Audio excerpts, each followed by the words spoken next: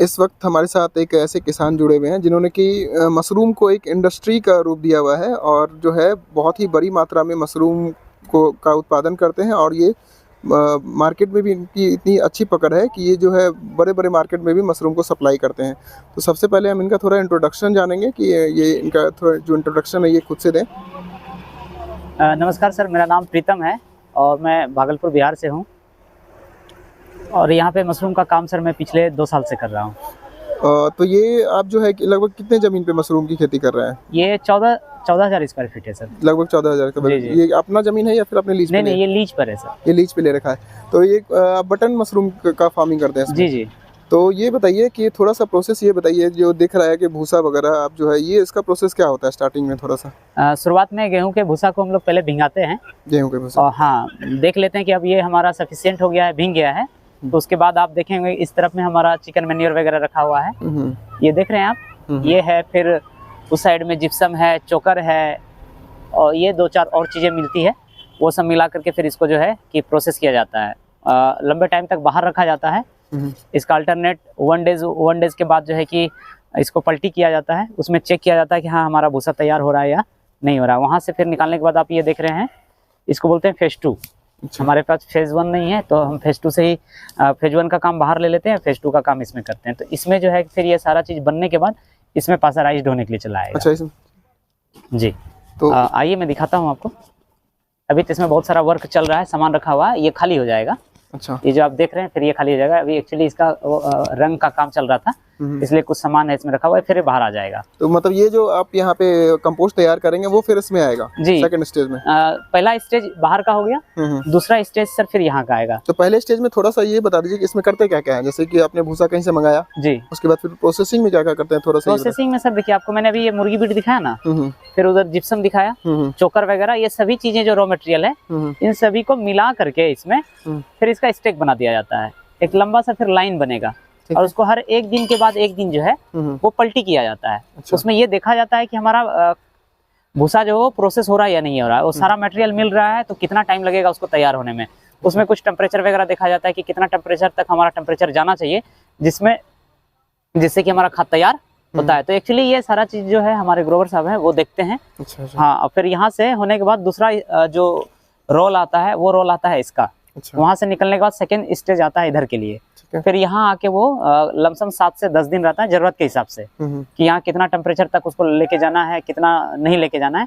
जब वो फाइनल हो जाता है तो फिर यहाँ से निकालने के बाद तीसरा स्टेज आता है हमारा स्पॉनिंग का। अच्छा। जो यहाँ पे ये पूरा ग्राउंड खाली कर देते हैं, इसमें स्पॉनिंग होता है। स्पॉनिंग होने के बाद जो ये कोल्ड रूम देख रहे हैं आप, फिर उसमें कोल्ड रूम में चला जाता है। अच्छा, इस कोल्ड रूम में जो है आपका वो पूरा किट बन के चला हाँ, वो यहाँ से बैग तैयार होता है, फिर उसके बाद चला जाता है कोल्ड रूम में। तो इसमें से जो आपने बताया था ये लगभग कितना प्रोसेस में हो जाता है, कितने दिन में इसका प्रोसेस हो जाता है? ये 25 दिन लगभग लग जाता है। 25 दिन में वो फिर ये सेकंड स्टेज में नहीं, दोनों चीज हो जाता है। अच्छा, दोनों चीजें जो है आपको 25 दिन में तैयार हो जाता है। 25 से 30 दिन का हिसाब है सर, दोनों का, बाहर का भी और अंदर का भी मिला करके।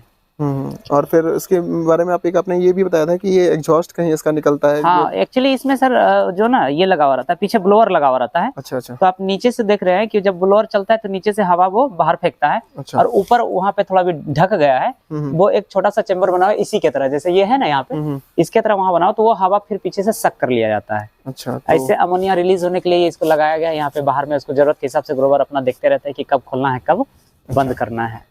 अच्छा, बस इतना ही सर इसका प्रोसेस है। तो ये हो गया सेकंड स्टेज का। उसके बाद जो है आप जो है जब आपका किट तैयार हो जाता है जी, तो सीड सहित जो है आप वो उसमें चैम्बर में डाल देते हैं। हाँ। तो ये मशरूम का आइडिया कैसे आपको आया कि मशरूम की ही खेती करनी चाहिए? आइडिया तो बहुत सारा हो सकता है, लेकिन मशरूम को का चुनाव क्यों किया आपने?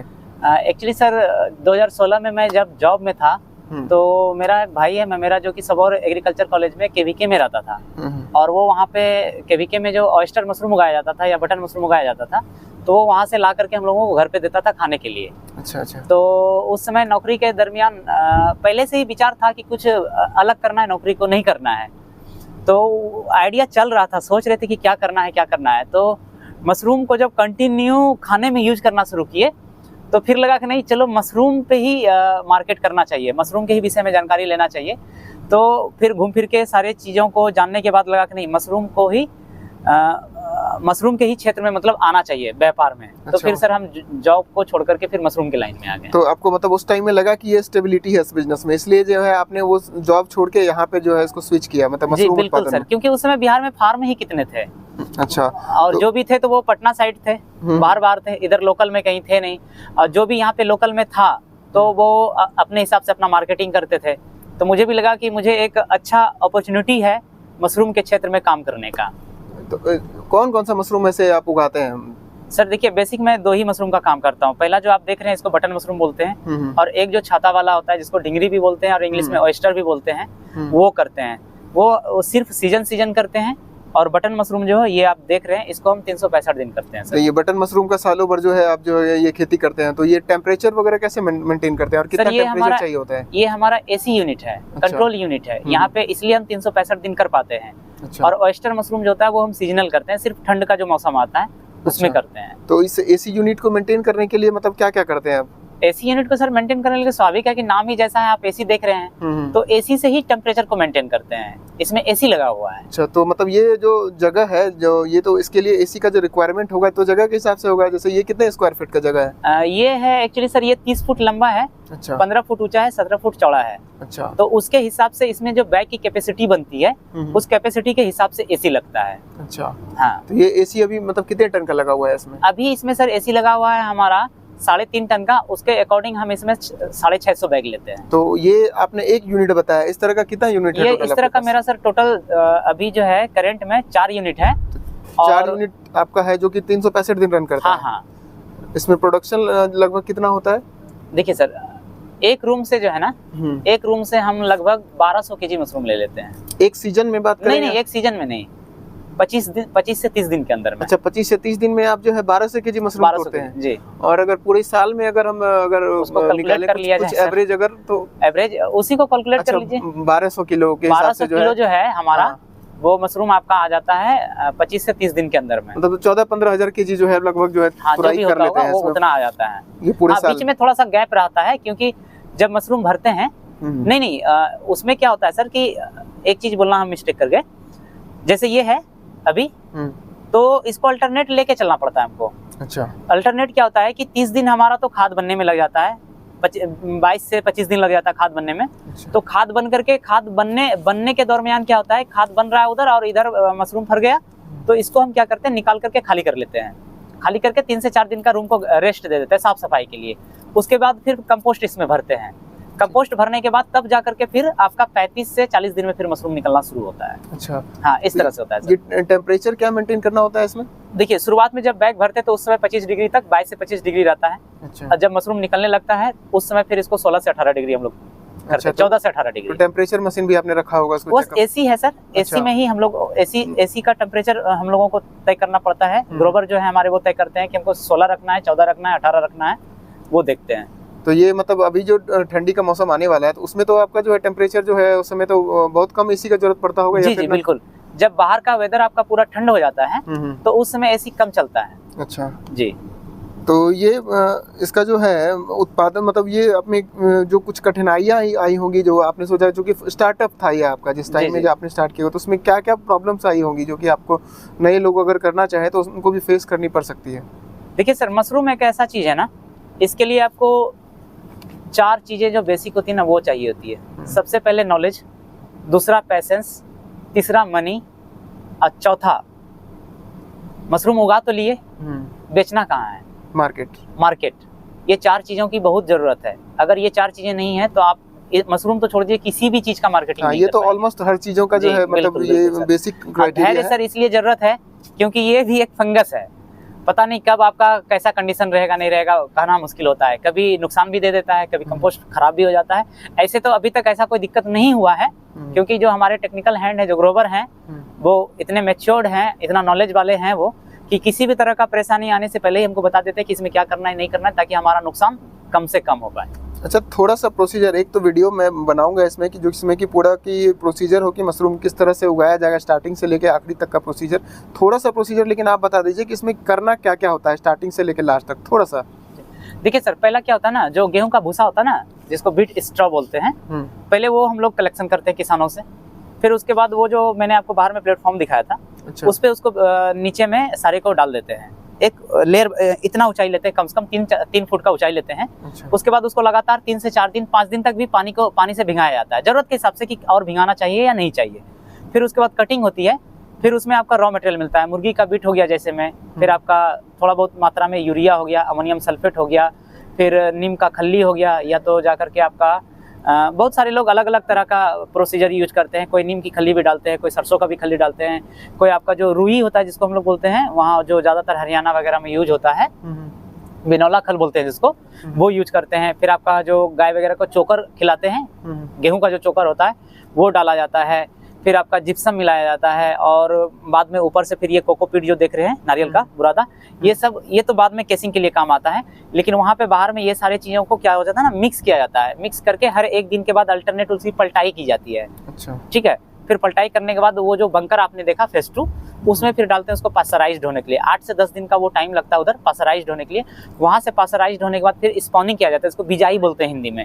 बिजाई करके तब फिर आप जो देख रहे हैं ना ये बैग, इस बैग में बिजाई करके फिर उसको कोल्ड रूम में रखा जाता है। तो यहाँ रखने के बाद 30 से 35 दिन, कभी कभी 40 दिन भी चला जाता है, तब जाकर के आपका फिर मशरूम निकलना शुरू होता है। तो इसमें भी तो कुछ मैनेजमेंट का ध्यान रखना होता होगा, जैसे कि आपने बैग लगा दिया, इसमें डाल दिया बैग, इसमें फिर क्या क्या करते हैं आप? उसमें टेम्परेचर का बहुत ज्यादा ध्यान रखना पड़ता है। टेम्परेचर और कोई स्प्रे वगैरह? हाँ बिल्कुल बिल्कुल, दवाई वगैरह कीटनाशक जो होता है वो समय समय पे दवाई वगैरह का, ऐसे बैग में ना के बराबर जरूरत पड़ता है, लेकिन रूम को साफ सफाई रखना पड़ता है। कभी कभी हो सकता है कि दवाई का स्प्रे कराना पड़ जाए, किसी कारण से हो सकता है किसी बैग में बीमारी आ जाए, तो वो सब चीजें बीच बीच में वो सारा का सारा चीज होते रहता है। और इसका बीज का मैनेजमेंट कहाँ से करते हैं आप? कहीं से लाते हैं? बीज सर हम बाहर से मंगाते हैं, दिल्ली से मंगाते हैं। अच्छा। बहुत सारी कंपनियां हैं उधर, तो 1-2 कंपनी ऐसी है जिससे कि हम बीज यूज करते हैं। मतलब रेगुलर वहाँ से मंगाते होंगे तो? हाँ रेगुलर। क्वालिटी कैसी रहती है उनकी? क्वालिटी तो बढ़िया रहता है सर, सारे क्वालिटी का तो खेल है। और कंपोस्ट तो लोकल से ही मैनेजमेंट? नहीं, वो तो हम अपना बनाते हैं कंपोस्ट। अच्छा, खुद बनाते हैं? हाँ, वो जो मैंने प्रोसेस बताया आपको, वो कंपोस्ट बनाने का ही प्रोसेस था। अच्छा, इसका मार्केट के बारे में थोड़ा बताइए कि ये सबसे इम्पोर्टेंट चीज़ हो जाता है मार्केट। सारा कुछ आपने तैयार कर लिया, लेकिन अगर मार्केटिंग का आइडिया नहीं है, या फिर आइडिया भी है तो आप मार्केट पकड़ नहीं पा रहे हैं, तो वो बहुत फ्लॉप टाइप का हो जाता है बिजनेस। लेकिन आपने मार्केट का भी बहुत अच्छा आइडिया लिया हुआ है, और मैंने सुना है कि बहुत दूर दूर तक आपका मशरूम जो है वो सेलिंग होता है। जी सर, जब शुरुआत किए थे तो परेशानी तो बहुत आई थी, क्योंकि 2016 में ऑयस्टर मशरूम से शुरुआत किए थे, 2017 में फिर बटन मशरूम लगाए थे। उसमें बटन मशरूम हम 5 केजी तक बेच पाते थे, क्योंकि ना तो हमारे यहाँ के एरिया में अवेयरनेस था, और ना ही लोग उतना ज़्यादा खाते थे खरीद के, क्योंकि यहाँ पे रेट बहुत ज़्यादा हाई था। तो फिर धीरे धीरे इस काम में जब पेनिट्रेट किए, मार्केट सर्च करना शुरू किए, तो समझ में आया कि वजह क्या था कि लोग मशरूम खाना कम पसंद क्यों करते हैं। तो उसमें जो सबसे बड़ा फैक्टर था ना, वो फैक्टर था रेट का, क्योंकि इतना हाई रेट लिया जाता था आम पब्लिक से मशरूम का। उसके वजह से लोग सोचते थे कि इसको खाने के बजाय हम उधर नॉनवेज क्यों नहीं खा लेंगे, चिकन क्यों नहीं खा लेंगे, मटन क्यों नहीं खा लेंगे। तो लोगों को ये तो भी तो जानना जरूरी था ना कि चिकन मटन खाने से क्या नुकसान है, मशरूम को खाने से फायदा क्या है। तो सर बहुत लंबा मतलब मार्केट में रन करना पड़ा लोगों के बीच में, प्लस नया नया काउंटर खुलवाना पड़ा। लोग रिस्क नहीं लेना चाहते थे कि मशरूम हमारा खराब हो जाएगा तो उसका रिस्क कौन लेगा, नुकसान हो जाएगा। तो सर अपना मशरूम दे करके लोगों को बाजार बढ़ा किए हैं सर, कि भाई आप बेचो, नहीं बिकेगा तो अगर खराब होगा तो वो हमारा जाएगा। इस तरह से करके सर आज लगातार 3 साल से, और फिर उसके बाद एक अपना एरिया छोड़ करके फिर दूसरे एरिया में गए जहाँ मशरूम बिकता था, वहाँ लोगों से मिले, जानकारी लिए, तो पता चला हाँ वहाँ बाहर से मशरूम आता था, तो फिर उनको हम अपना लोकल मशरूम यहाँ से प्रोवाइड कराना शुरू किए। इस तरह से करके सर अभी बाजार जो है 500-600 किलो 1000 किलो तक का हम सर अभी बना पाए हैं। तो ये मशरूम का डिमांड आपका कहाँ से आता है? आप कहाँ पे सेलिंग करते हैं? मतलब सिर्फ बिहार में, मतलब भागलपुर में, या फिर भागलपुर के बाहर या दूसरे स्टेट में भी? देखिए सर, बहुत सारे लोग भागलपुर में बहुत जगह से मंगवाते हैं मशरूम। अच्छा। बट क्या है कि हम यहाँ से भागलपुर के अलावा रांची, कोलकाता, सिलीगुड़ी, पटना, बाहर को भी भेज देते हैं, झारखंड, इस सब जगह में भी भेज देते हैं। तो मतलब मार्केट जो है आपका काफी ब्रॉड हो चुका है, मतलब वहाँ से खुद ब खुद फोन आता होगा आपको कि हाँ मुझे इतना डिमांड चाहिए, तो और आप जो है वो डिलीवरी करवा देते हैं? जी सर, उसके लिए एक आदमी रखे हुए हैं सर, उनको सारा का सारा चीज़ दिया हुआ है। उनका काम ही रहता है कि आज किस एरिया से कितना डिमांड है, कहाँ कितना मशरूम जाना है। अच्छा, मतलब हर चीज़ के लिए जो है आपने जो है मतलब कि आदमी रखा हुआ है कि इतना मार्केटिंग से लेके हर चीज़ का आइडिया आपको हो गया है, जिस प्रोसेसिंग से लेके आपने मार्केटिंग तक जो है आदमी सेट किया हुआ है, क्योंकि मार्केटिंग आपकी काफ़ी बहुत अच्छी हो रही है और बाजार पे काफ़ी अच्छा पकड़ हो गया है। जी सर। अब ये तो अगर एक मतलब अगर लागत हम जानना चाहें, जैसे कि मान लेते हैं आपके पूरे यूनिट का लगभग कितने स्क्वायर फीट का आपने बताया? सर अगर ये पूरे का हाँ, तो दोनों ये का मिला 1 दें? बीघा में है सर। अच्छा 1 बीघा का है? 1 बीघा मतलब 20 कट्ठा। अच्छा तो लगभग कितना का आपका जो है टोटल जो है लागत आ जाता है पूरे साल का? अभी अगर सर करंट में अगर कोई इस तरह का यूनिट लगाएगा ना सारे व्यवस्था के साथ में तो कम से कम उसको 1 से 1.25 करोड़ के आसपास खर्च आएगा। अच्छा स्टार्टिंग में मतलब 1 से 1.25 करोड़ का इन्वेस्टमेंट आएगा। क्योंकि है सर क्या ना, कोल्ड रूम के अलावा जो है आपको अपना जनरेटर चाहिए होता है, अपना ट्रांसफार्मर चाहिए होता है, कुछ ट्रांसपोर्टेशन में जैसे कि पिकअप वगैरह हो ये सब चाहिए होता है, टोटो हो ये सब चाहिए होता है, फिर आदमी रहने के लिए रूम बनाना पड़ेगा, वेस्टेज रखने के लिए जगह चाहिए होगा, तो बहुत सारा सर खर्च आता है। ये जो आप जमीन देख रहे हैं सर ये पूरा का पूरा गड्ढा था। जब हम इसको यहाँ पे आए थे लीज पे लेने के लिए तो पूरा गड्ढा था, इसमें बहुत सारा मिट्टी भरवाना पड़ा, फिर जाकर के फिर जमीन बनवाना पड़ा, इस तरह से करके सर इसको करवाए हैं। अच्छा तो ये अगर मतलब ये तो आपने पूरा यूनिट का बताया आपने, जैसे कि ये यूनिट लग गया, यूनिट लगाने के बाद में आप इन्वेस्टमेंट कितना करते हैं जैसे कि मशरूम प्रोडक्शन से लेके और वो पैकिंग तक में?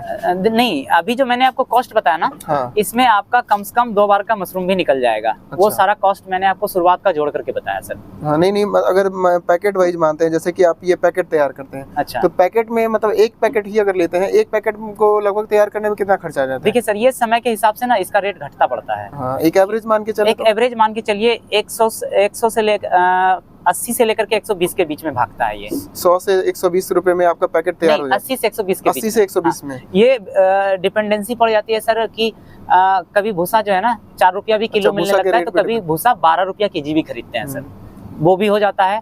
दूसरा क्या हो जाता है कि कभी कभी इस एरिया में कुछ ऐसा मटेरियल है जो नहीं मिलता है। अच्छा। तो वो फिर मंगाना पड़ता है बाहर से, तो दूर से आएगा तो सर तो फिर अलग अलग रेट हो जाएगा। आप कोकोपीट के ही बारे में बताएं, कभी कभी कोकोपीट सस्ता भी पड़ जाता है, कभी कभी वो नहीं मिलता तो दूसरा लेना पड़ता, तो बहुत महंगा पड़ जाता है, बहुत रेट कम पड़ जाता है।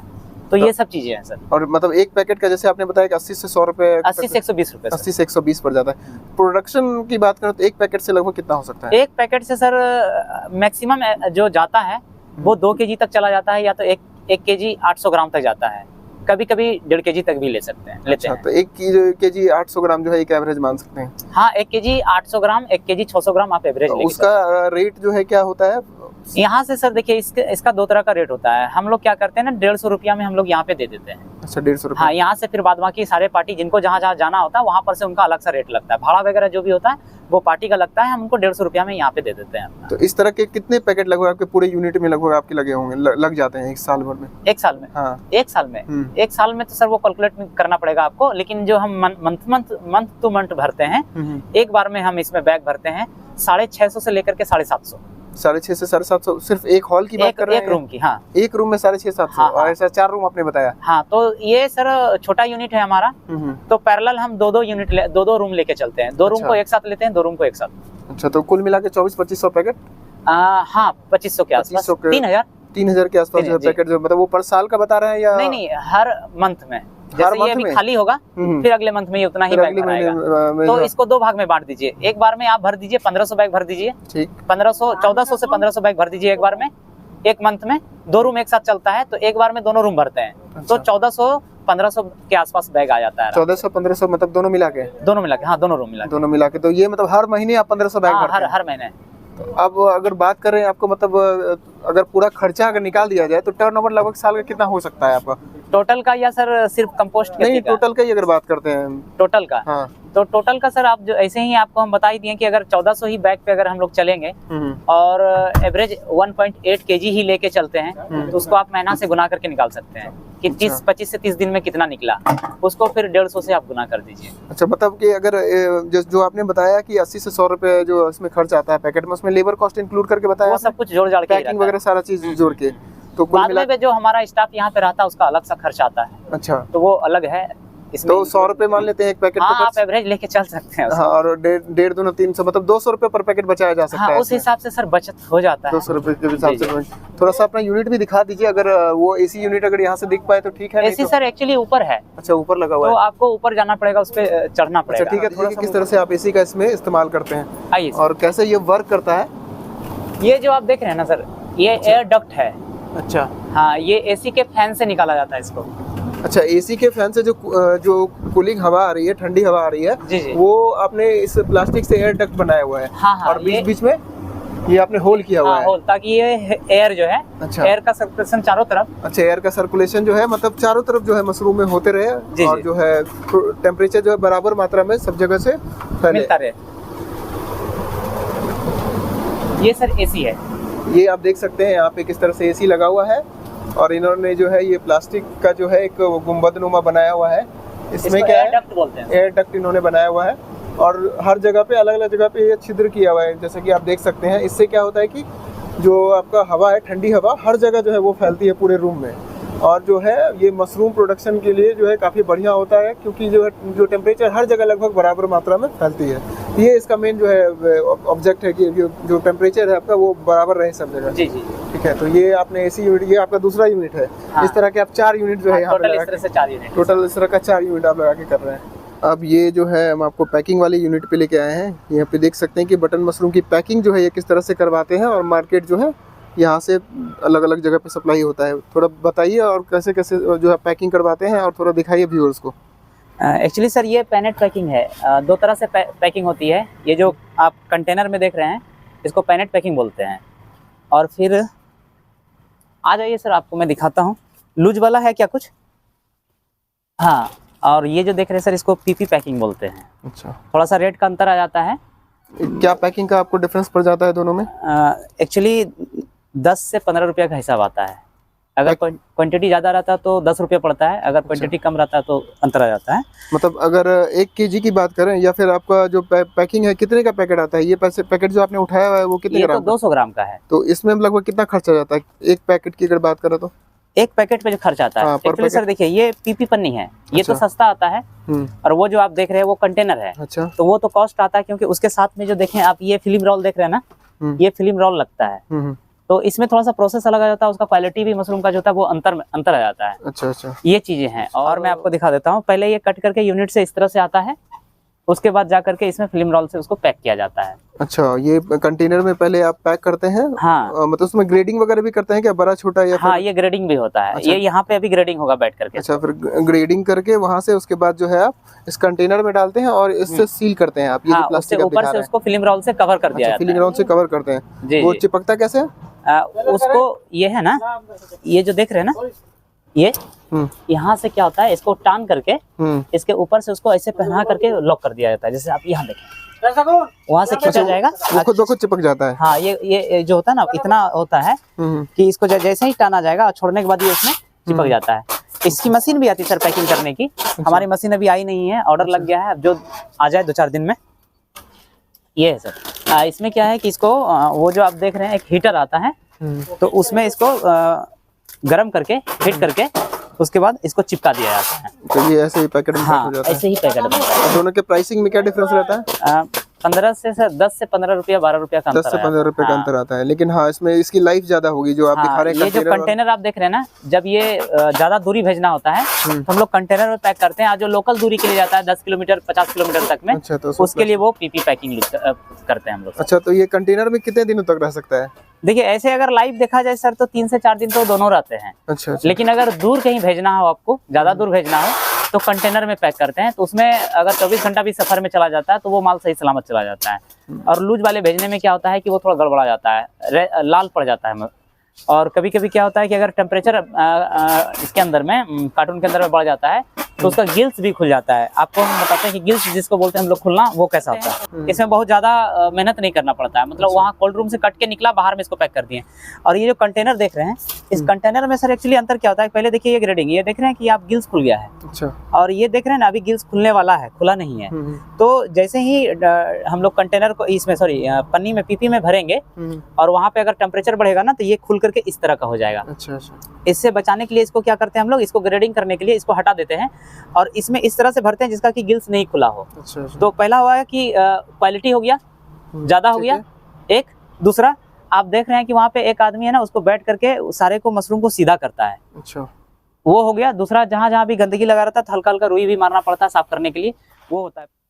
और बताइए इसमें क्या क्या डाला गया? बस कुछ नहीं सर, एक लाइन से सारे मशरूम को दे करके। मतलब पहले नीचे मशरूम है या ऊपर नीचे नहीं, बर्फ है? पहले मशरूम है, फिर उसके ऊपर में बर्फ रहता है, सॉरी पेपर बिछाते हैं, फिर मशरूम देते हैं, फिर पेपर बिछाते हैं, फिर मशरूम देते हैं, फिर पेपर बिछाते हैं। नीचे में बर्फ रहता है, उसके बाद नहीं, बीच में एक जगह रहता है होल बना हुआ, जिसमें की बर्फ डालते हैं। अच्छा, बीच में ये बर्फ आप डाल देते हैं, वो टेम्परेचर कंट्रोल रखता है। हाँ, वो टेम्परेचर, फिर उसको चारों तरफ से सील कर देते हैं।